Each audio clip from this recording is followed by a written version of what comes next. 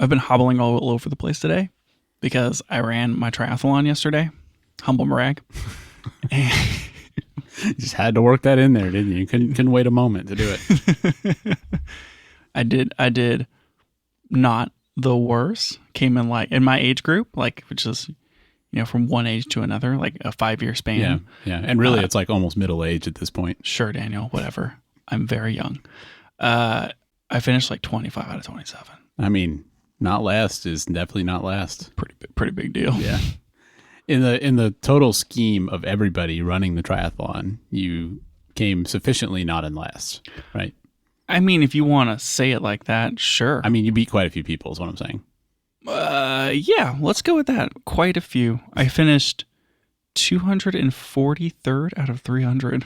Oh man. That's definitely in the top 16%. Wait, yeah. 80%. No, wait. How do you call it? This is like when people look at IQ tests and they're like, I scored an 89. That's almost a complete score. Like, that's not how that works. Yeah, I don't understand I've never understood. Oh, wow, you're in the 50th percentile, or you're in the 12th percentile, or the 98th. I'm like, what does that mean? Mm-hmm. Yeah, like is 98th really good or really bad? I could argue both ways. Yeah. I have no idea. No idea. Let me push my super cool action button here to set my phone into be quiet mode. Okay. Anyways, I ran this triathlon. You also swam that triathlon and biked that triathlon. You know it. All three. Swam like a one whole kilometer. Do you think you actually swam a little bit more or a little bit less? Probably a little more, but not too much more. I feel like 1,001 meters. I was like right on those buoys, Yeah. And then how far was the bike? 29 miles. Question on the bike. Did you take your bike rack or the whatever you call it? I took all your accessories. Did you leave all your accessories? I took my bike rack and my lights and as much stuff off as I could. Got to get that weight down. Yep. I would have judged you if you hadn't done that. Good, as you should have. Did you drill any speed holes? Yeah, like multiple. Took all the they have screws in there for like here's a bunch of stops where you can mount stuff. I should have took all those screws out. You should have. Made it go faster. Not only would it have been less weight, but you'd also, you have some holes in there so that you get the air through there, Yeah, maybe it would have whistled. Mm-hmm. Yep. That way people can hear me coming up on them. Yeah, perfect. For all those people that I pass. Point is, my wife also ran it, and so it was a 2-day thing. She went on Saturday, I went on Sunday, and so I brought my camera. I shot with the XT5. Nice. And so I shot pictures of her and some pictures of other athletes and stuff of the triathlon, and then she did the same thing. Cool. And for some reason, I don't know if it's like the front filter or diffraction or the fact that I dropped my teleconverter, but a lot of the images that I got out of the teleconverter are very hazy. Huh. That's a little weird. It's interesting. It's got to be just the stupid front filter and sheen. Like I probably should have been using a lens hood. Yeah, maybe more than so. anything. Mm-hmm. I think that matters a lot especially for long telephotos. So lessons learned, I guess, bring the lens hood for long telephoto type shooting. Got a few kind of fun, interesting pictures. I was really fighting motion blur. I was wondering if you did the thing that you do like with filming a race like we talked about a few weeks ago where you kind of like move the camera and try and freeze them. No, nothing like that. Didn't quite have any opportunities. I should have done that. That would have been really cool. Mm-hmm. No, it was more of just like trying to get the shots and like switching between autofocus and for faces versus single point. Yeah. And wishing that the XT5 would like catch up a little better. Mm-hmm, I do think that they've even got like Fuji's come out and said like, we're going to make the autofocus better. Sorry that we made it worse. And like, it's kind of noticeable in some parts where it's like, you think you're going to be on it and it just misses. Yeah. And so that was a little frustrating, but I got a few good shots and that was kind of cool. I think it's interesting how they shoot these events. Like when you get the official race pictures? You mean? Yeah. Which are never like that much better than the pictures that you're going to take yourself or with your phone or whatever. Because you're more focused on like, I'm going to get this shot. Mm-hmm. Are you familiar with how they do race pictures for these things? Well, no, I'm kind of curious. I mean, I've seen the results where like you can look up any person in the race and they'll have like, here's a dozen pictures that have that person in them. But I guess I don't know how it actually works in practice. It seems like what they do is they set up photographers on the course in set positions. And so they may have 4 or 5 different positions at most, depending upon the length of the race. And I just assume they swap out photographers. And when I look at their cameras when I'm just zipping on by, which is hard to do, Dan, because I'm going pretty fast. Sure you are. Pretty fast. Sure you are. Definitely not walking and looking really closely at the cameras. Oh, what you got there? Don't you ever Can I stop and chat for a moment about that? the race pictures? Whenever you look them up, it's just me kind of like peering left and right around it, like I'm like, like I'm trying to like look into a window. Everyone else is them at a distance, like really locked in on the run, and then yours is like your entire face fills the frame because you've gotten that I close. just keep getting closer and closer to the camera. The last one's just like my nose. It's literally like those Gerald Undone autofocus tests where you see him coming towards the camera. Yeah, weirdly enough, that's what all my photos look like. Anyways, I think they set them up on the track, and they definitely don't edit these things. It is like a shoot and dump kind of situation. Yeah. I mean, they probably have a very automated workflow for it. Yeah, guess. like they're not. I mean, these are just local races. They're not like running to Ethernet or whatever, or Wi-Fi or camera. Maybe they are doing camera to cloud. I don't know, Daniel. Yeah, I mean, they don't have to though. They could just grab have a bucket of SD cards and that's what I think they're doing. Is like it's like a day, usually a day or so later. Mm-hmm. Like, hey, your pictures are ready, and it's pretty clear that, I mean, in focus or not, it doesn't matter. They're just like, they dump all the pictures that they took, and they basically take pictures of everyone that comes through. And I assume they're like zone focusing or whatever, and maybe they go through and delete the bad ones before they give them all the photos. Yeah, who knows? And then I guess they have some sort of like AI thing that reads the numbers on the bib. Yeah, of the 3 races that I've done this year that have done photos, which was like a 10K and then 2 triathlons. It's the same website. Mm-hmm. And it seems like they probably just have something in there where it's essentially looking for the bib number, and then it pulls all the photos. And it takes a while. Whenever I ran the 10K, I was getting email notifications that it was like, hey, here's some more pictures of you. Like days later. It was like a week later, and it's like it found more pictures. Interesting. So I guess like depending upon how many they're processing, it can take a while for it to find all of them. And sometimes it's like, here's this picture of somebody who's like running and posing, and then like way back there is me. It's like, well, it read the number. Yeah.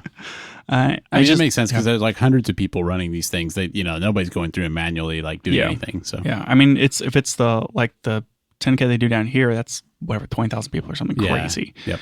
Or maybe it's not that many, but it feels like that many, Daniel. It does. This race was 750 on Saturday and 600 on Sunday, roughly. Yeah, that's quite a few. Yeah. I know I said out of 300 something, but they did the half and the quarter on Sunday. So it's like basically half and half for people who ran it. Anyways, so yeah, I know. I find that whole process all really interesting on like how they use the AI and the image detection and kind of modern technology enabling the ability to do these mass photo dumps and then like distribute pictures to everyone who wants to see a picture of themselves like within a day. Yeah. And then pretty impressive. I guess like they charge, I don't even know what they charge. I've only ever looked at the previews with the watermarks and went, do I need to move my bicycle seat back? I don't know what my angle of my leg there. Well, I got my value out of this.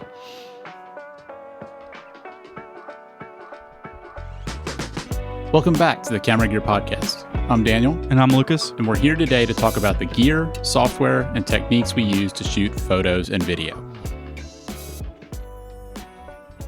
Daniel, I have tons of Peak Design gear. You do. I'd argue possibly too much. Mm-hmm. They announced new bags and a while back. And I was going to say, well, we've been waiting for the Kickstarter to finish up to make it seem like this wasn't sponsored. But it's more of just like we haven't got around to talking about it. And I was going to actually like dig into them a little more because I wanted to have more to say, but I haven't even done that. So this is still like basically first impressions. Here we are bringing you the latest breaking news about cameras. That's never been the thing that we do here, Daniel. It's never the latest and it's never breaking. Unless it's breaking. Sometimes it's breaking. Hearts. Not where I was going with that, but okay. Okay. Anyways, so they released this outdoor line, Peak Design did, and so far they've raised $2.4 million of their $50,000 goal on Kickstarter. That's quite a bit past the goal.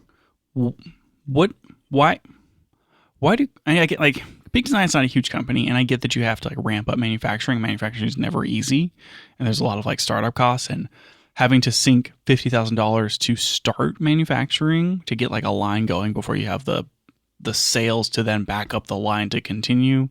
Like that makes sense to me, but it seems like they would be established enough now to not Yeah. I mean, is it just a matter of like gauging? Why do companies like this do Kickstarters? Is it a matter of like gauging interest, or? I feel like they have no reason not to do it because, yeah, it's a way that they can gauge interest and they're getting people committing to buy something before it's available. I mean, it's like a pre-order, right? Like a lot of companies have done pre-orders and it's basically a really extended pre-order.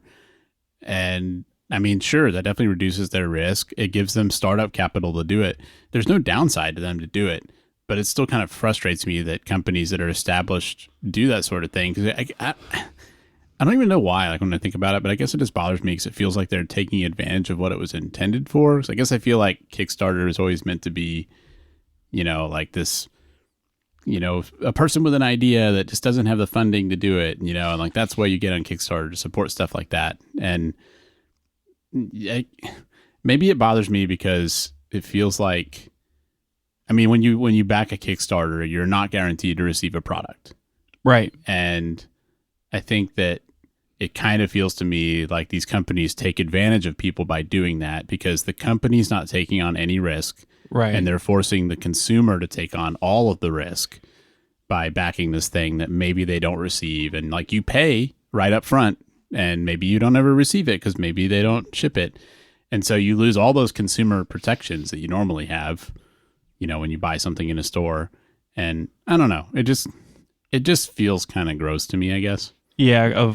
An established company should be able to take on more of the risk and they're more pushing it on the consumer. But in some way, it almost gives Kickstarter a bad look in that if you support a bunch of stuff from established companies and that you're always getting the thing that you quote unquote buy on Kickstarter, then whenever you support somebody who is like, hey, we tried and we couldn't make it, sorry, and you just lose your money, that's maybe a surprise. Yeah, that's true. It kind of, it definitely sets customer expectations on Kickstarter that they're going to receive the product. Because personally, when I see Kickstarters, almost all of the ones that are coming to my attention are from established companies, just because that's who I hear about. And so, yeah, I could totally see that happening.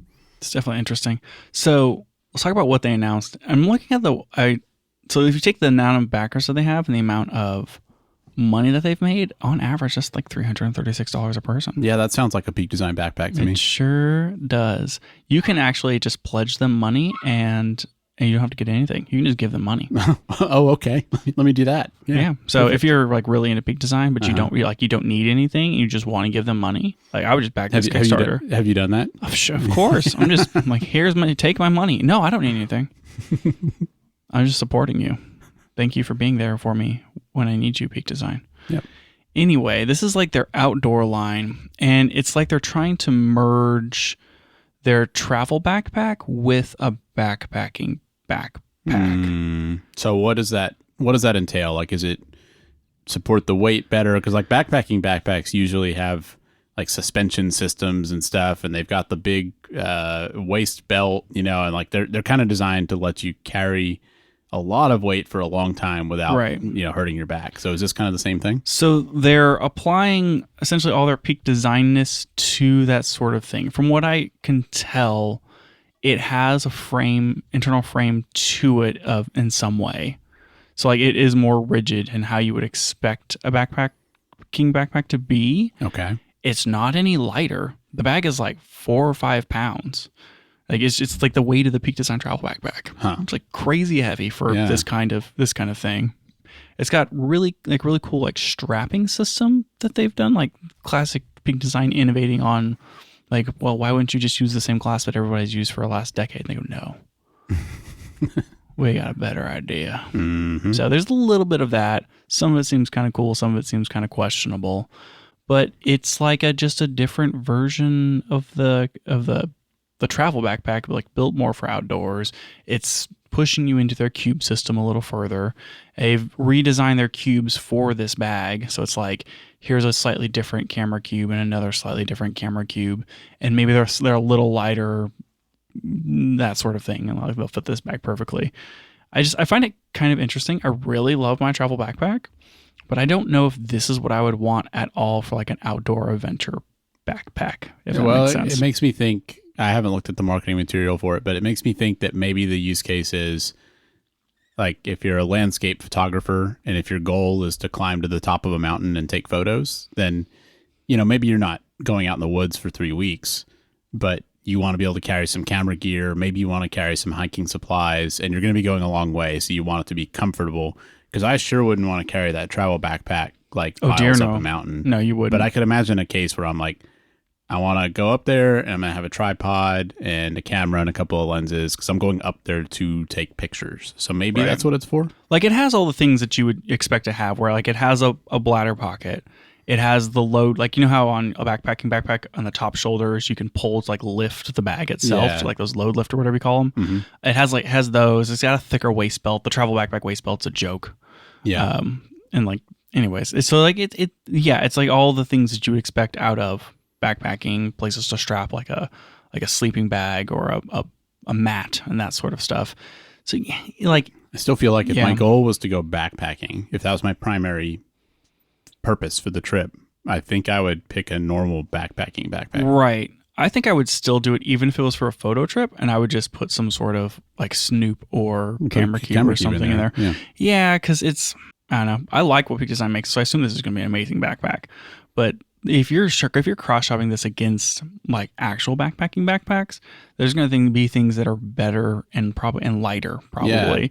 And they're going to be the same price point. I mean, this is not going to be expensive for what is out there for this, but there's a lot of really good options. I have an Osprey backpacking backpack that was, I feel like maybe $250 at most, which is probably cheaper than this is, judging by Peak Design stuff.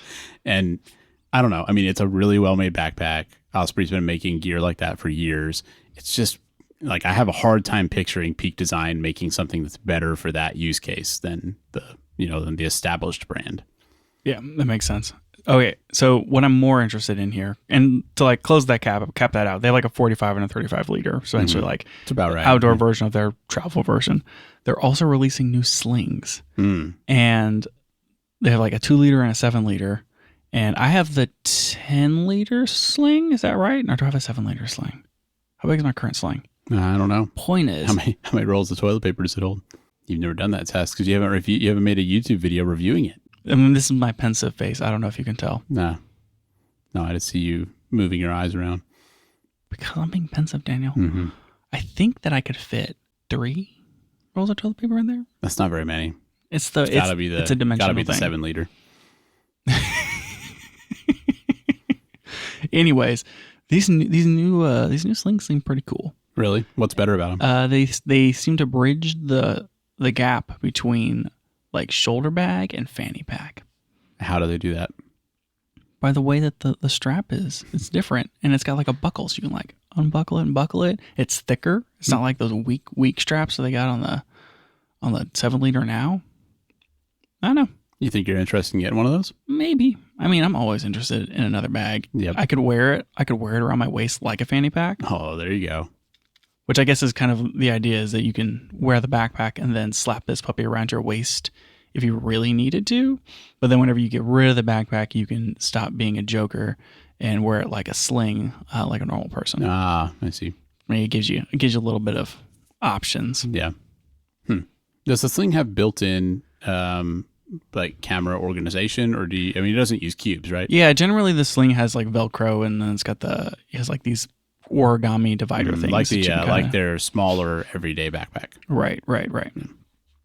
So cool. New Peak It's compatible. Stuff. It's compatible with the extra small camera cube. Also, you can like slip that puppy in there. Yeah, I haven't even looked at this extra small camera cube, Daniel. I'm over here on the Kickstarter page just browsing right now. I'm sure everyone's really enjoying that. Yeah, I'm sure they are.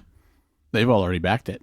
I'm sure that they have. What is with these extra small camera? How small are they? Tell me more about these camera cubes. It only holds a GoPro. The extra small is 3.5 liters. And then, so I assume you could put 2 of these in the sling. That's quite a bit. If I had a really small bag, Daniel, like a 7 liter bag, I'm not putting organizational pouches in it. Yeah, you're just dumping stuff in there at that point. Yeah, that's not very big. No, it's not. It's not. It's like 2.5 Nalgene's. Yeah. That's like 2 lenses and a camera. Like, how much are you going to put in there to where you really need to organize it, right? Exactly. That doesn't make any sense to me. Yeah. I do like that they've added this medium cube. I have no use for it. But I just like the word medium.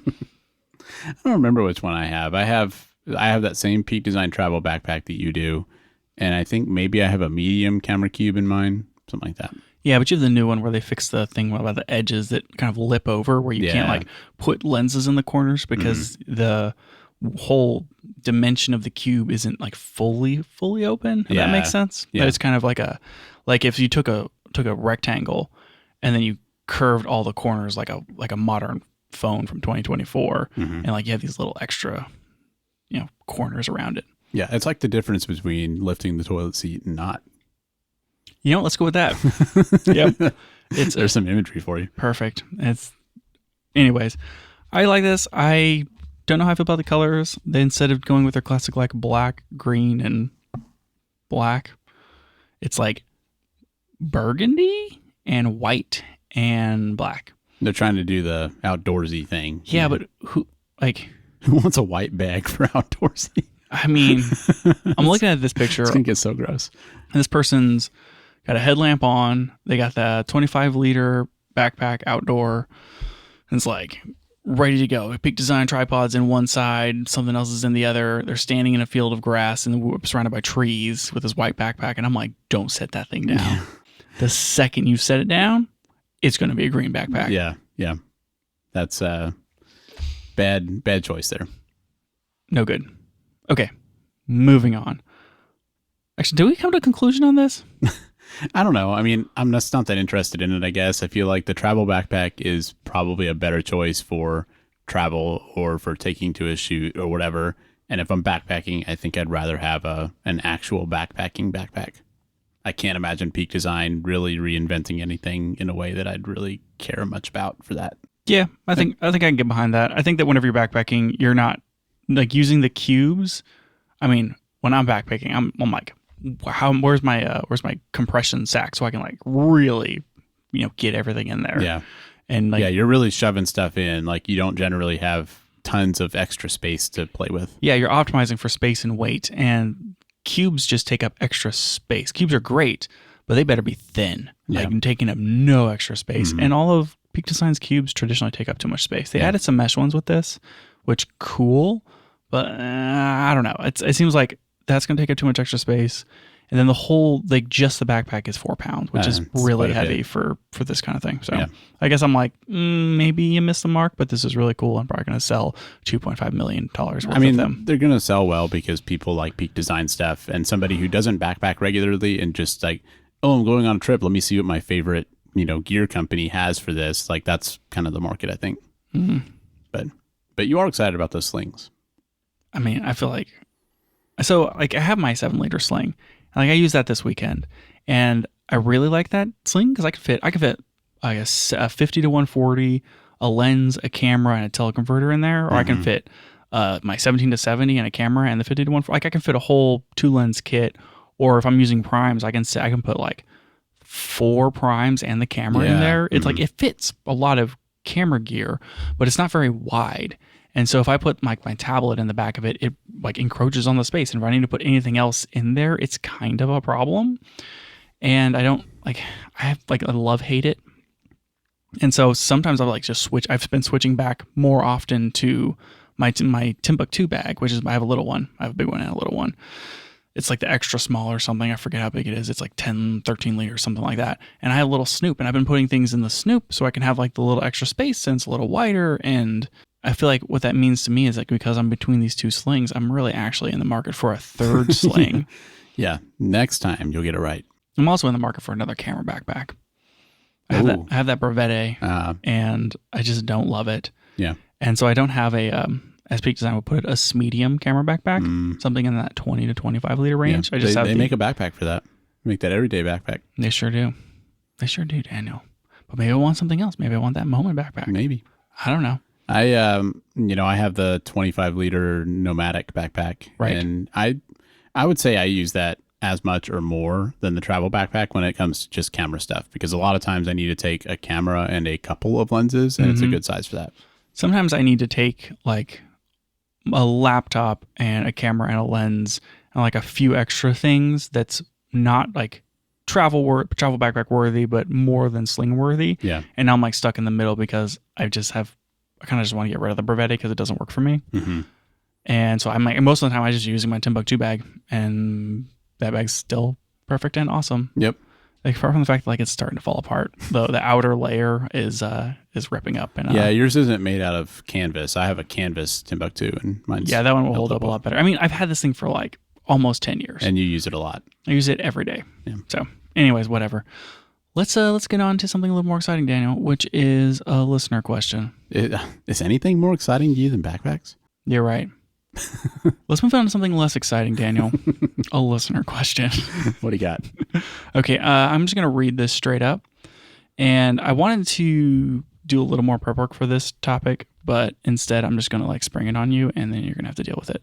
So, zoom into 125 to make the text bigger. Shut up. Okay. If you had to switch to a new system, I assume it means camera system. Just assume that. Okay, that's probably a good assumption, considering it's a listener of this podcast. Sure.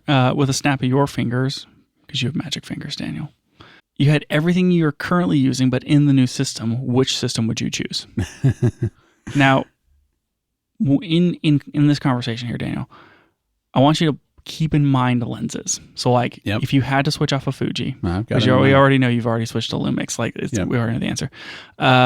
But I'm kind of want to get an idea of like where are you landing on lenses along with that, because you have your 3 or whatever lenses. This is a lot harder for me, Daniel. Yeah, sure is. So I want to know, like, if you like had everything that you needed in your new setup, what would that look like? So first off, reading the question straight up the way it's written, where like magic happens and I'm like, faced with an array of cameras and lenses that perfectly mirrors what I have. The real answer to that is Canon RF, because I could take like one of those lenses and sell it and completely offset my purchase cost of all my gear. Like my Fuji 50-140, if I like replace that with a Canon 70-200 RF lens, just sell that one lens, I can buy whatever I want. It's perfect. You know what? Pretty smart. Yeah. You would all of a sudden have more it value. would like triple the value of my setup.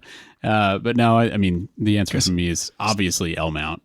Like, Lumix gear and L mount. And I've considered buying a Lumix camera and starting to acquire L mount glass with the expectation that I'll be able to move to like, S1H Mark II or something eventually. So what is the Canon equivalent of like obviously like the 17-70 would be like the 24-105 f4, or would it be the 24-70 f2.8? That's a good question. I mean, 2.8 on APS-C is the same as f4. Or I mean, if you're getting 17-70 is basically 24-105. Yeah. Would it be the 24-105 2.8? I mean, that's a $3,000 lens. Then your 50-140, let's call that the 70-200. I mean, that's $6,000 right there. Yep. And then you have the fastest camera. So really the comparable one there, I think, is the R1. I'm telling you, man. So that's $12,000. So if you had, now you swap those out, you have $12,000. Yep. I could sell that gear. You sell all that for 10. And then I could buy my L mount setup. Okay, yeah, so sure, you could buy the L mount setup. Or, I mean, the question has now changed to you have $10,000 from all that Canon gear you sold. I mean, are you doing that, or are you buying like a, I don't know, like a C70 something? Yeah, I'm definitely buying my cinema setup at that point. Sure, yeah. Maybe you buy a Pixis. I don't know, Daniel. And maybe like an X100V. Yeah, it'd be perfect. Mm-hmm. I've found a way to beat the question. But no, I mean, I think the answer from you would be L mount. If I had to go with currently available stuff today, I feel like I would have an S5 Mark II X, which is a little bit cheaper, but similar, vaguely same price point as, I guess it's like a $2,000 camera right now. So it's cheaper than the XH2S, but that feels newer and closer to what I would want than the S1H Mark I, since Mark II is not out yet. Mm-hmm. Lenses wise, like, yeah, I mean, I think 17-70 turns into either a 24-105 or a 24-70. Yep. I think I'd be happy with a 24-70 f2.8 on full frame. Right. I mean, if you're going full frame, it's like you want the extra light, get the extra light. Mm-hmm. Purely from a like gathering standpoint, the 17-70 is the equivalent of a 24-105. Yeah. And then f4, that is. Yeah, 50-140 basically becomes a 70-200. That's a very similar very similar focal length. I know Lumix makes a 24 to 70 f2.8. I think Sigma does as well. I mean, those are really, like, for what I'd shoot, those are the two main things I need. I would probably want an 85 prime, or some type of prime to go with it. Sure. I would have to consider. But Daniel, it has to be the same as your current gear setup, which is I have stuff like that, right? Like I've got the I guess I don't have that. I have a 75, which is what, a 105. Yeah. Oh, yeah, you do. Mm-hmm. I like that 75. Yeah. And then I'll let you swap that with an 85, like an 85 1.4 I think Sigma that Art Series. Feels pretty reasonable, right? They have a 1.2. That would be really good. Your lens is 1.2. Let's go with an 85 1.2. There you go. And then I have that 30 mil Sigma Prime, which I use for our interview shoots. So I would need to get something comparable to that. 1.4? Do they not have a 1.2 Art? Sorry, what was your thing for the I don't know interview setup? Well, so I don't know what what does the 30 millimeter equate to? That I guess it'd be less, right? It'd be a 30 millimeter is like 40. Yeah. Less than 40. It's like 40. Yeah. 45. Yeah, which is a weird. It's basically like a 50. Yeah, I think a 50 would probably make the most sense. So. Yeah, I mean, or just get a 35 mil. Yeah. I think if you got a 35 and an 85, that'd be right about right. It'd be pretty good. Yeah, 35, 85, and a 24 to 70 to 70 to 200, and it's like a perfect setup. Would those be the those be like 1.4s or 1.8s? Like, how much weight are you wanting to deal with here, Daniel? I mean, I don't think the weight matters to me all that much for this, so probably want the maximum weight possible. I mean, I have it on record on previous podcasts that if a lens weighs more than like 1.5 or 2 pounds, you're not into it. That's true, but I don't think that a 1.4 prime is going to weigh more than 1.5 pounds. 1.4 Sigma Art. That one weighs. Wow, that's a lot lighter than I thought it was going to be. It's only like 100 and. Sorry, no, wait. There's the extra one. 1,130 grams. Oh, okay, that's pretty heavy. It's like 2.3, 2.4 pounds, something like that. 40 ounces. Give it to me in pounds. What is this garbage? I think it's 2.5 pounds. Yeah, that's a lot. That's substantial. Mm-hmm. Probably more than I'd want. So you're gonna go with 1.8? Yeah, I think so. All right, that makes sense. Okay, so that's Yep. That's it. Your Lumix 5 S5 Mark II X with the 2.8 zooms. You don't even want the 28 to 105 2.8. That new one. I mean, that's a pretty cool lens. Yeah, I like that lens, but I don't know. Would you? It's useful to be able to shoot wide sometimes. Like, that's the problem. Would you take that trade off? Would you go with a 15 to 30 range or 15 to 24? I forget exactly what they have. 2.8 zoom plus the 28 to 105, or would you do the 70 to 200 and the 24 to 170? I would absolutely want the 200. Like, I frequently shooting events want as much range as I can get. So I wouldn't give that up. It would more be a question of, do I add in like a third zoom? Do I get like a 15 to 30 and a 28 to 105? If I had my choice, like if we're not saying what matches my current setup, I'd probably rather have the 28 to 105 and then maybe just a wider prime, get like a really wide prime lens to replace that. But okay. Because that'd be a little bit cheaper. And it's like shooting wide is needed sometimes, like on a gimbal or something, but it's not a common thing for me. So yeah. So maybe if you had like a 24 or something like that. Yeah. Or 20 millimeter. Something like that would probably be fine. Yep. I mean, that's kind of the advantage going full frame there, Daniel, is you get a lot of extra width on those shots. Yeah. Well, what about you? I am currently looking up a list of the Nikon zoom lenses because I can't remember the ranges of those. Nikon zoom lenses. This is very important for me, Daniel. You don't even know. Here we go. I don't want F mount. I want Z mount. Oh my gosh. It's a good thing I brought my computer today. Yeah, you're doing some furious typing over there, running all the calculations. Click, click, click. Making some spreadsheets. I should just look this up on B&H. This is way too hard. Zoom, zoom, zoom, zoom, zoom, zoom, zoom, zoom, zoom, zoom, zoom, zoom, zoom, zoom, zoom, zoom. B&H. Okay, anyways. I have more of a problem here than you do, Daniel. Yeah, because you have like 11 lenses. I'm pretty invested. So, oh boy. Woof. Okay, so I like... This is more of like a problem for me. Like if someone just came in, you specifically because it was about your fingers, and you snapped your fingers and was like, all right, Lucas, we're switching it up. No more Fuji. You got to pick something else. You have to. It'd be a crisis. Yeah, it'd be a whole thing. I see the appeal of the Lumix, but I feel like the S5 Mark II is still a little compromised over the XH2S in that I really like shooting in like open gate 6K with like fast readout at 30 frames per second in F-Log 2. Like, looks real good. And I don't know, like dealing with like 4K 60 with a crop. I don't know about that. I don't want to deal with that crop. Don't want to deal with that crop. Yeah. So it's like I love Vlog and it's a really great video camera, but I feel like it's still like an older sensor, a little slower, not stacked, rolling shutter, et cetera, et cetera, et cetera. I like the XH2S more than that. So as far as Lumix,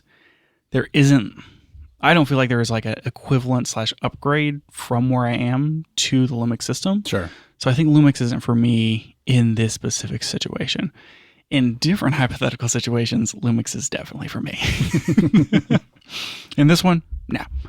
If I think about the lenses that I have, the 50 to 140 is, I mean, it's basically the same focal length as that 35 to 150.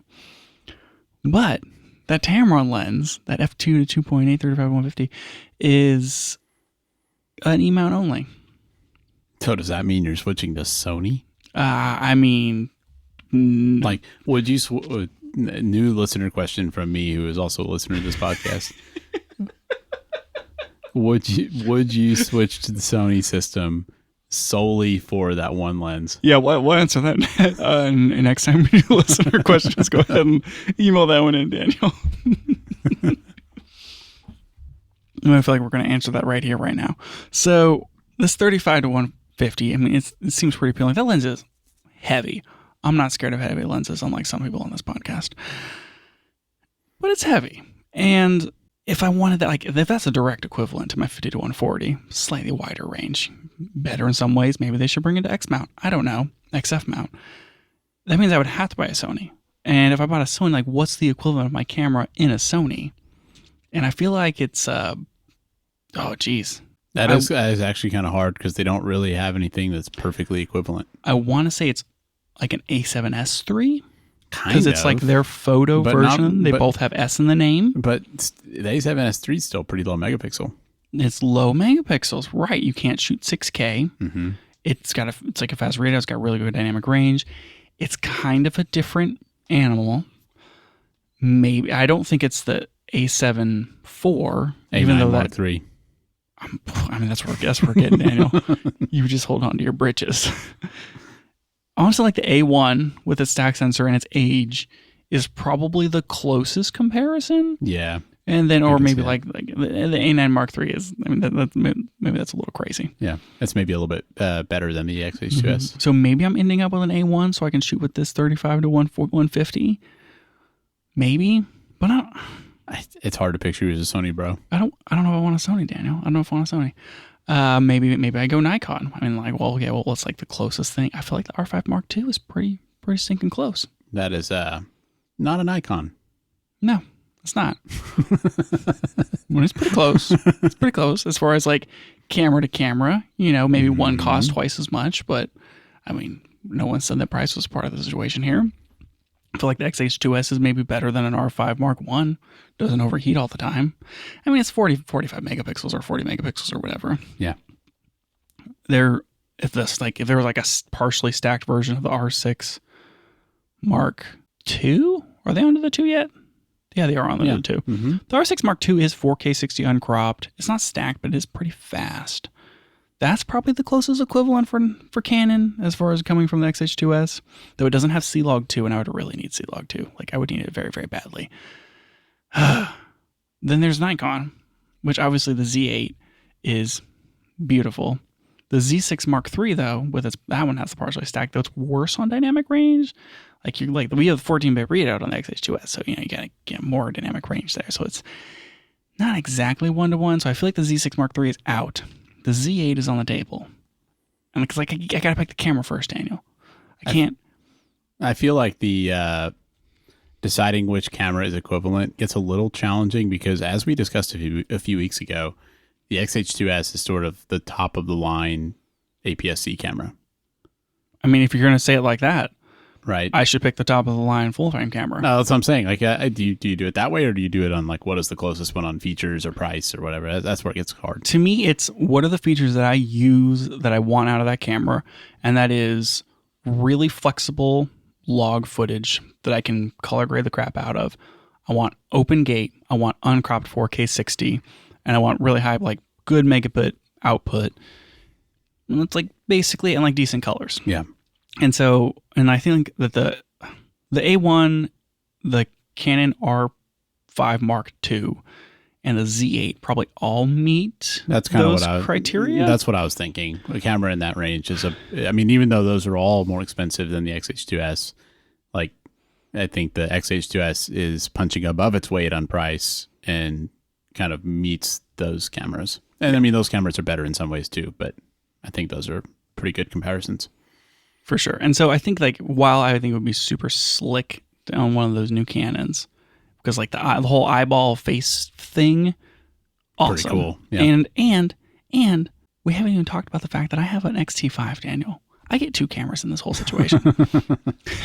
That's true. And that's kind of a problem in that like if I went into Nikon, like what's my second camera going to be? Yeah. I'm going to get like a Z9 and a Z8? That's ridiculous. Yeah. If I was in Canon, I could get like an R5 and a R1. If you're a Nikon, the answer I feel like would be that your XT5 would become a ZF. That would be cool. Yeah. Oh, you know what, Daniel? That would be a perfect second camera. I like that a lot. I like the Z8 ZF combo. That's adorable. That would be really good. So it would be that for the Canon, for Nikon. Jeez. And then for the Sony, I feel like it would be an A1 and an A7S3. Oh, so you think you'd go with the video focus? No, I would go in with maybe an A7R5 to get the photo camera. And then for the video camera, that's the thing. You lose the 4K 60. You could potentially do and an A1. You could do the A1 as your main camera, and you could do the A7CR as like a I like that pretty option. portable, high megapixel photo camera. I do like the A7CR a lot for that. That would be pretty good. Oh, that would be a really cool camera to have, Daniel. Yeah, that's kind of a niche that like I'm kind of jealous of Sony for having that as an option, because it's cool that you can get like a really high megapixel sensor in such a small size. Yeah, and still full frame. Pretty cool. And like, there's a lot of really good lens options, but I'm just having to match my lenses here because which are like a lot of lenses. We're gonna be here a while because I have a lot of lenses. I'm still looking up Nikon zooms because they have the 2 different sets of zooms. And that was the main thing that I was trying to. Lightweight ones or the heavy ones, or and I was trying to remember like what the range was. So like they have like the, what is it, 14 to 24 2.8, but then they have another 2.8 zoom. That's right. It's a set like, okay, I'm looking at it here. They have like a 70 to 180 and then also a 70 to 200. And one's like $1,000 cheaper and slightly lighter. And I feel like if I was buying into Nikon stuff, I would buy the slightly shorter. It's like instead of a 24 to 70, they have a 28 to 75 2.8. And it's just like a pound lighter or something and $1,000 cheaper.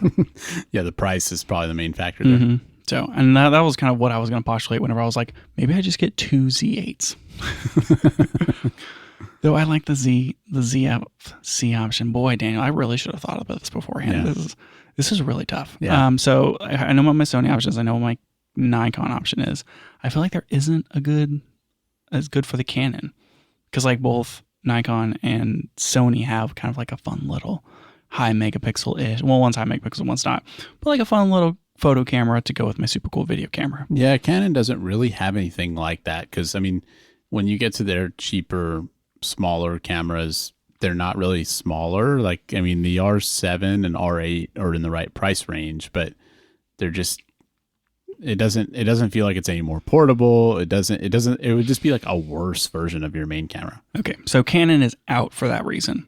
So it really is Sony or Nikon. I haven't talked about Pentax, but I wasn't going to make it into the cut anyways. Though I could get, no, never mind. Anyways, this is really tough, Daniel. Yeah. It's really tough. Yeah, I don't know how you decide. Well, let's think about the lenses. That's how we're going to decide. So I have my 16, my 23, and my 56, which is basically a 24, a 35, and an 85 millimeter. Sure. Ought to be able to get that for either system. Yep, I can definitely get that for either system. I do have the option of getting into like a Noct if I really wanted to on the Nikon, though I probably can't imagine a situation where I would get that lens. I think the G Masters are going to be better lenses. And I have more options. I can get those Sigma art lenses, which would be pretty cool. And I just get them remounted whenever I switch to L mount after this whole fiasco. Definitely more options on E mount, no doubt. Yep. All around with lenses. Then as far as like zooms, sure, there's plenty of like 70 to 200s, but there's also the 35 to 150. I feel like, well, 35 to 150 wouldn't replace my 17 to 70. That would be more like a 28 to 105. Does the Sigma 28 to 105 go on E mount? I don't know if it does or not. I would assume so. They usually release their lenses for E. I'm looking it up right now, Daniel. It's very important. I would be shocked if they didn't have it for E mount. Oh yeah, they have it for E mount. Well, that's it, Daniel. I'm going Sony. I'm shocked. I almost was certain this was going to be a Nikon situation, but it seems like I'm now a Sony bro. I'm going to go buy my khaki shorts, and I'm going to get the A7C, the A7RC Mark 1. Did I get that right? I think there's only a Mark 1, so yes. Okay. The A7C RC. CR. Oh, boy. Yeah. You know what? Maybe I should get that camera. I can get that one. And then I'm going to get I guess an A1, right? It would have to be an A1. I think so. Ugh. It's so old, Daniel. I don't want an A1. I feel like Sony lens options are so much broader than Nikon, and they're and sometimes they're compatible with other systems and stuff. You know, like DJI stuff can use E mount usually, and there may be other brands too. I feel like the lens situation looks better on Sony, but I think Nikon's camera situation is more exciting for you. Yeah, I would rather have. I mean, could you imagine having a ZFC and a Z8? You'd be all about that. You'd probably get the ZF rather than the ZFC. Oh, you're right. Well, maybe you'd want the full frame one. Well, maybe, I don't know. Yeah. I could live with maybe I want an APS-C one. Maybe. I don't know, Daniel. That would be pretty cool. You know what? You're convincing me. Maybe I should switch to Nikon. Oh, shoot. I mean, Nikon has really good video features, honestly. They do. They do have really good video features. I get that N-Log, and then eventually it's going to have RAW on it, probably from Red. Who knows?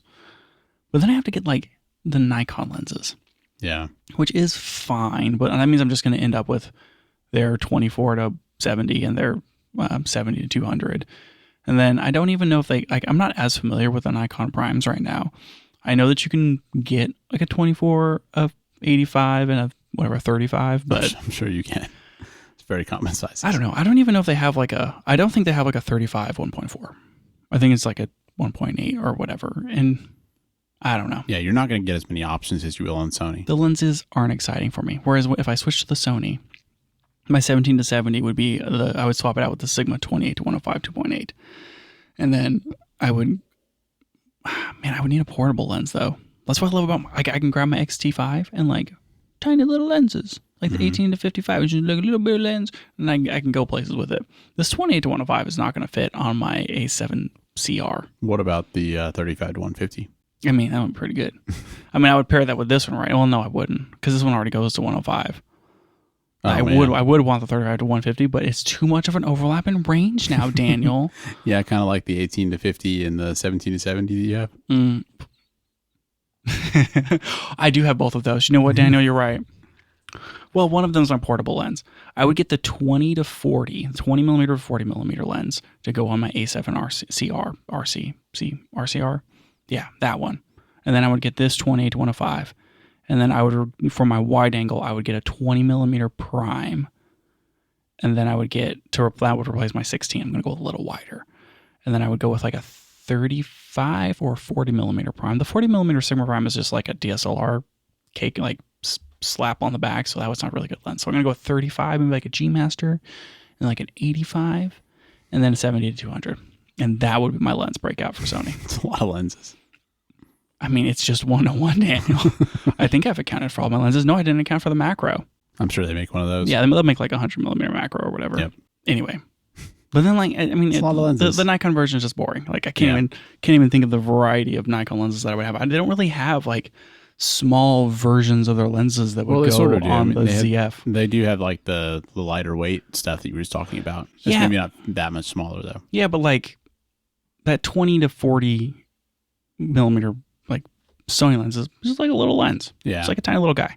And if I'm looking for something to go on my ZF, It's all just like giant Nikon lenses, Yeah. except for that 40mm f2 prime. The one that the lens, like basically the kit lens for that camera. Yeah. And like, there's not too many like small zooms. Yeah. So that would I be can see that. kind of annoying, which makes the ZF less appealing just because I can't find the right lens for it. I feel like and you've said this before, I think really what you would do in real life with no magic switching systems is you would switch to one of these systems, but instead of trying to like build up that second smaller camera, you would just get an X100VI. Yeah, almost certainly. That's probably what I would do. Yeah. And then I'd have my cool video camera, then have my little photo camera and be fine. Mm-hmm. But, this is a magical world we live in. Not real world. And I'm trying to one-to-one everything. Yep. And in order to do that, I have to switch to Sony, and it's terrible. Didn't think we would end up there, but here we are. Ugh. What a terrible question. Really took us to a dark place. I thought it was a good question. Dark place. All right. Let's talk about GoPros. Do we even have time to talk about GoPros? Have I successfully stretched the show out long enough that we can not talk about GoPros again? You've stretched it pretty far, but let's check it off the list, but not go like crazy deep on it. How about that? But Danny, we always go crazy deep. We do always go crazy deep, but it's like how different could it be? It's just a new GoPro. I mean, like it's mostly the outside that's different. So I mean, let's just like what did they what did they change? Okay, so it's basically the same sensor. Like how the GoPro 12 Hero Black or whatever was that taller 5.3K sensor. It was like a 5:7 ratio or something like that. Mm-hmm. It's basically the same sensor-ish, like same ratio and everything, same resolution, but they're adding more like readout options. Like you can shoot in 4K 120 and you can shoot in 2.7K 120. Okay. I may have got that wrong. It's probably 4K. You can shoot 5.3K 60, 2.7K 120, and 1080 240. And I wrote 4K 120 on here, but I don't think that's true. Okay. So yeah, like you can get like faster video out of it. You can shoot like that 240 up to 1080p, which is kind of cool. Sure. They added HLG. They previously had like log 10-bit before, but now they have HLG, which is a Rec 2100 type color space standard HLG, HDR format. Cool. It's the same size as the 12, so like all of your whatever that's good. Things are compatible. Yeah, because a lot of people are going to have a bunch of mounts and accessories and stuff, so that's good. Right. So like the biggest things here are the higher resolution slow-mo stuff, and they added a mag mount. Like how the DJI Osmo and I guess like even the Insta360 stuff, they have like that magnetic mount thing. I have that on the Insta360 Go. Yeah, and like one of those ones is like a little weird in that you have to be careful like which direction you snap it on. Like most of them are unidirectional, not omnidirectional. And so if you like set up the mount and then you put the camera on and you realize the mount's backwards, you have to like unrig everything to like flip it around. This one is omnidirectional, and so like you kind of mount it both ways. And it basically works, which is really nice. And it's on the bottom, and like it has the same. So like the two prongs with a hole in the middle type mounting situation that GoPro's had forever. Sure, yeah. And I think like they added this with the 12, but it's the same here with the 13, where like that will fold out like from either side. So it's always there. Yeah. Yeah, like the two legs will fold out and have a hole, so you can mount things in the traditional fashion. But now this has a magnetic mounting bottom, so to like mount and clip in, just as you might expect from similar to other action cameras. So like they're kind of like making the playing field a little level here in improving their mounting options for the that's pretty neat. It looks like they added some Bluetooth connectivity so that you can use things like the DJI mic, because they said that one specifically. The DJI like lav microphone will connect to this without a receiver. Yeah, there were some other cameras that did that recently too, like the Osmo Pocket 3 does that, I think. Well, I would expect that from a DJI's own It's a little weird that they're system. supporting that with GoPro. Yeah, I was like, wait, what? Back up a second. Pretty cool though. Anyways, so yeah, like I like the idea of these wireless lav mics connecting to cameras without a receiver. Yeah. And I'm waiting for that to come to like actual mirrorless cameras, because that would be super cool. Mm-hmm. Still waiting. Maybe one day. Yeah. Anyway, so that's here. That's neat. The last like giant thing that they added is interchangeable lenses. Yeah. Big change for them. Yeah, for sure. So you could take the front lens component off, like swap out the lens, like if it got damaged or broken or whatever in like the previous version. But now you can put different lenses back on. So like there's the standard, wide field of view look of your normal GoPro situation. But they're adding a macro, which is generous in that it's not a 1-to-1 macro. And the focal distance, like the minimum focal distance is maybe 11 inches or whatever. Yeah, that's not great. But it has a manual focus on it. So you're not really going to get that close as far as macro is concerned, but you can get like almost like a low depth of field look if you needed to. Okay. Like if you wanted to get within a foot of the subject, do a wide angle, like everything is going to kind of fall off with this lens. And so it's like kind of a close up option. If it's your only camera, if you're buying this because you want to make a YouTube channel, maybe it's worth it then. I don't even know if you would use it in that case. Yeah. But maybe. I mean, at that point, just use your phone. Don't use a GoPro for that. Yeah, probably true. They announced an ultra wide, which I thought was funny.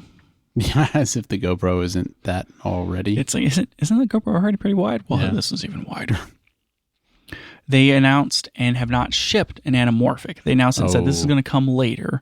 It's going to have native D-squeeze and blah, blah, blah. There have been anamorphic lens options for for GoPro in the past that are like just third-party add-on type things, and it gets a little weird when you try to do like stabilization with an anamorphic lens. Oh, sure, that makes sense. Just because it's like it just gets weird. You're stretching the footage, and like if it's doing anything within the camera to stabilize, that's not just like pure optical. Even if it's optical, like it can just get crazy. Yeah. You basically have to turn the stabilization off, and then you have to de-squeeze it in post, and it doesn't like really work. Right. With all of these lenses, including the anamorphic, whenever you pop it onto the DJI, I keep saying that because I'm looking at DJI right here in my stupid notes. When you pop it on the GoPro knows what lens it's on because it's like their OEM or whatever lenses. Yeah. And so like you pop on the ultra wide, and it's like, you got the ultra wide on in here. You pop on the anamorphic, it's going to know it's the anamorphic. Mm-hmm.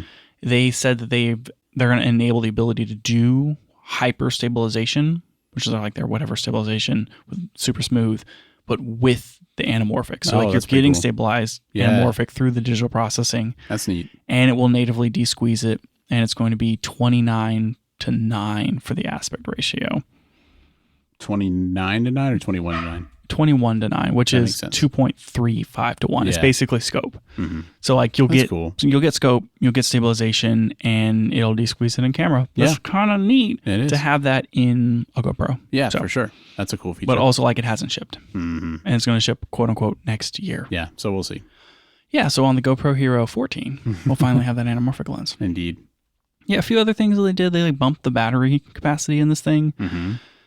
They added like what is it? Like, you remember how, was it the 11 or the 12 that we used for that car shoot thing? It would have been the 11. It would have been the 11. Do you remember how annoying those batteries were? Yes. Where it's like they get like pop the thing and then like to take the battery out from inside, and it was really annoying to swap batteries whenever it was already mounted. And it was hard to externally power it too. It was very hard to externally power it. They made this one a lot easier, and I think that I don't remember, right, here it is. So they added this charging solution, which is this magnetic connector charging thing that swaps out. You basically like you take the side panel off, and you like swap out the battery in the side panel to be a different side of the GoPro. And that new side has like magnetic contacts on it. And so it's like 8 little pins and a magnet. And you can take this USB-C to GoPro magnet and just slap it onto the side of your GoPro, and it'll charge. That's pretty cool. I wish we had that. Yeah, it's like, and like you're not having to, it's not a port on the side. It is totally sealed off, but you can just straight up charge the GoPro while it's sitting there without having to like deal with the whole annoying complexity of trying to charge a GoPro while it's mounted or in use. That's great. Yeah, this one's really big. I thought this was just a fantastic ad, and I'm shocked that it took them 13 iterations to get to the point where they have a cool charging. Like this makes total sense. Yeah. It's like, here's a little magnetic like doop, and now you're charging. Perfect. Let's do it. I don't know why they didn't have this before. Yeah, I agree. Yeah, so I think that's most of it. Oh, one more thing. Like they added all those lenses. They added ND filters, and then the ND filters will like you get these before, but then if you buy the GoPro version of the NDs, it communicates back to the camera how many ND stops you have. What does that do for you? And so like if you're wanting to get smooth motion, it will, like if the camera knows how many stops are in front of it, it like helps it with the auto exposure. Oh, okay. And I think I saw like somewhere in one of the reviews or the press release was like, if you're trying to do like cinema motion or something, it knows what ND you need, and it will suggest it and be like, hey, put on our 2-stop or our 5-stop or whatever. That's pretty cool. But it's nice that like you don't have to deal as much with the auto exposure by like just Sure. putting one of their NDs on it and having it Yeah. communicate back to the camera so the camera knows like how to expose with this ND. Yeah, that's pretty neat. Yeah. So like a lot of cool upgrades, a lot of neat upgrades to the body, but still compatible to all the other mounting solutions. I think the price is the same. Price is the same. This feels like a very good upgrade over the 12. I feel like if you have the 12, it's not necessarily worth it kind of thing. But if you're doing a lot of GoPro stuff, like this is a nice improvement over the previous version. That's the story I feel like you could tell about a lot of their updates, is that there's nothing in it that I see that I'm just like, oh my gosh, they've totally changed the game. Like the biggest thing that in my recent memory is when they added 10-bit, and it felt like finally you could maybe, get some better color depth, like actually kind of grade this a little bit. That felt like a big change. Before that, maybe like the 7, I think, might have been when they added the really good stabilization. Right. Yeah, that was the 7. So, but besides those types of changes, all their other updates just feel like a very good, solid year-over-year update, but nothing that just like, I'm not a person that owns a GoPro because I can't really think of a strong use for it, and nothing that they've released changes that for me. Yeah, you have to have a reason to have a GoPro to like want a GoPro. Yeah, I do agree. But like more so than a lot of cameras, I feel like it's like for a specific purpose. They kind of changed their focus to their drone situation for too long, and then have recently refocused back. And recently, it's like years ago, refocused back to like making these cameras the best that they can be. And I agree with you that the 7 and the 11 were pretty big jumps in GoPro, and from the 11, like the 12 was fine. This 13 is a pretty nice upgrade over the 11, but and it's just like it's iterative, right? Which is fine. Yeah, it's they're making it a better GoPro. They're not making it into something different. It's just better at what it has been doing. For sure. There's a couple other things I forgot to mention. It has a larger battery and improved the runtime by like 40%. That's pretty big. Yeah. So huge bump in battery, and like they haven't done anything to like fix the cooling issues. So if you are going to run it for a really long time, just don't do it inside a car. Like it needs wind moving over it, that's the story for GoPros of all time. It's like if there's not air moving over it, it's going to overheat after like 20 minutes. Yep. So we saw that happen. Yeah, classic GoPro stuff. They added some super slow-mo stuff. Like you can do 720p at 400 frames per second and 3060p at 900 frames per second. Wow. For 5 seconds. So and you maybe capture like one cool little deal. Supposedly you can trigger it with voice commands using Bluetooth audio or something. You can be like, now! And I don't know. Hey, GoPro, super slow-mo. I was like, how does that work? It's just like a bullet point in the marketing material. I'm like, what do you mean voice commands? Start over. I don't know, Daniel. But cool that you can record like 5 seconds of 400 frames per second. That's a lot of frames. Yeah, it's pretty cool. But I mean, it's a very like, you need like that little window. Yeah, so I'm sure you could do some neat things with it. Yeah. Anywho, that's basically it. Oh, they added GPS back to it. I don't know if they took it out for a while. Oh, and so now you have GPS in the GoPro, so you can get that positioning data. That seems good to have. Yeah, I mean, cool. Yeah, a lot of really good stuff here. Yeah, seems like a great update. Good job, GoPro.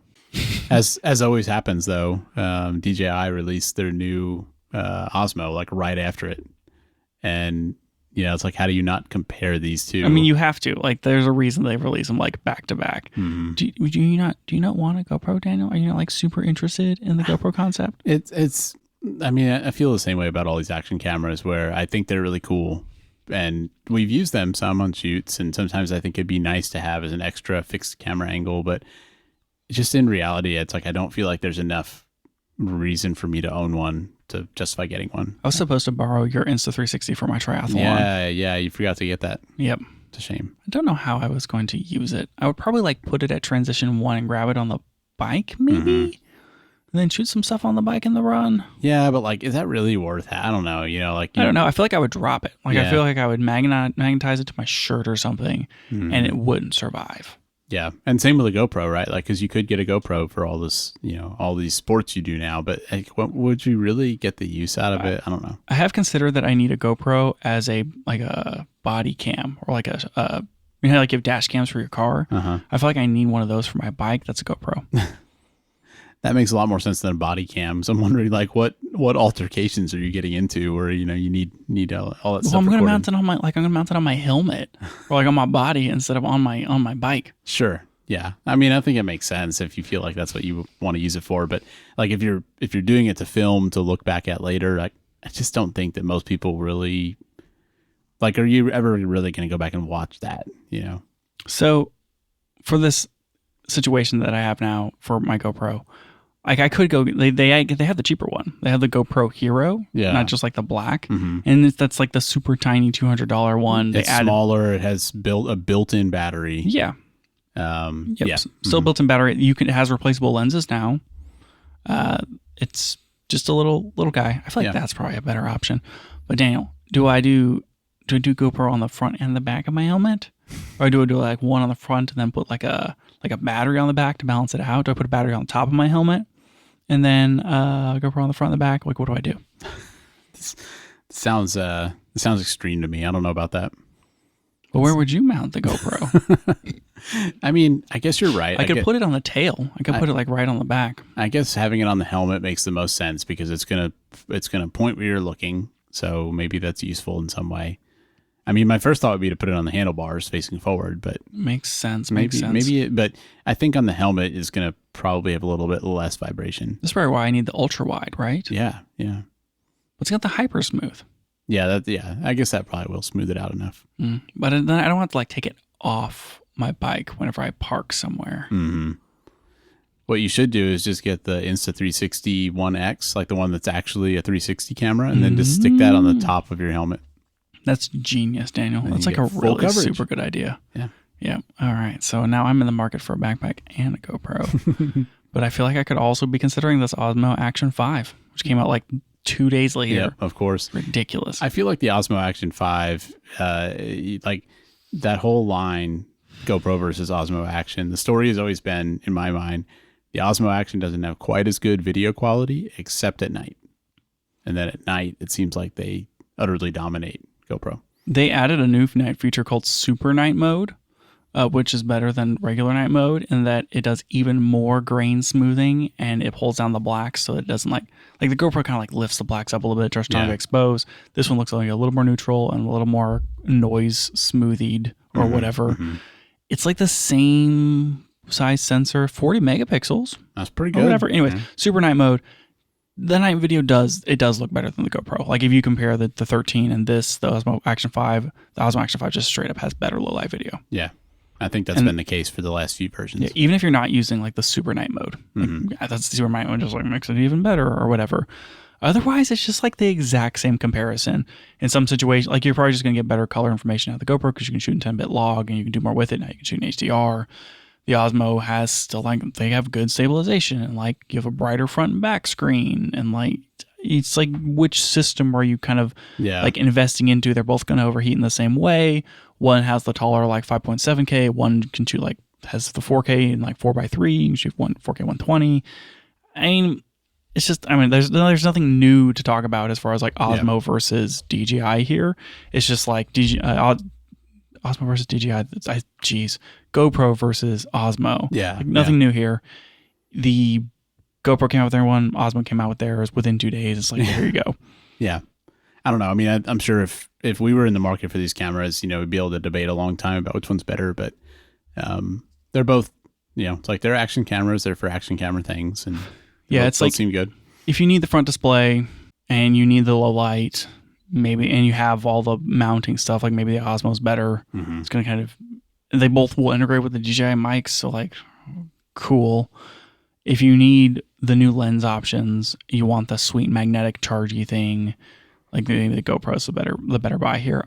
I feel like I would probably buy a GoPro between the two, but the Osmos makes good stuff. Do you think you're going to get one of these for that biking use case? I feel like I would get something cheap. Like I would buy maybe like the GoPro Hero that's like $200, or see if I can find like a used Hero 11 black. You can usually find GoPros used. I do like the idea of the GoPro 13 with that magnetic charger, because then you can just like mount it and just It'd be slap pretty the thing cool on for there. a film shoot or something. Yeah, or just like as a mounted camera on a thing. Yeah, and then it's easy to charge or whatever. You can run a battery somewhere. So I don't know. Maybe something that's even wider would be good. Like those like the Insta360 stuff. Sure. Seems pretty good with how wide it is, and I really like that pill camera that you have. Yeah. But that's maybe not like the right choice for this. So Yeah. you like run into something and then like the camera part would pop out. Yeah, you just lose it forever. That would be a really cool, be a really hilarious thing to watch. Of like you're like biking and like someone like car pulls out in front of you, like hit the car and like you roll over it, and then like the camera part flies off of the off of your helmet and just like skids across, and you can just like see the crash from over there. It would be terrible. That's it for the show today. Thanks for joining us, and if you liked it, tell a friend so they can check it out too. You can find out more about the show at www.cameragearpodcast.com, and you can find us on Twitter @CameraGearPod. We'll be back with more next week.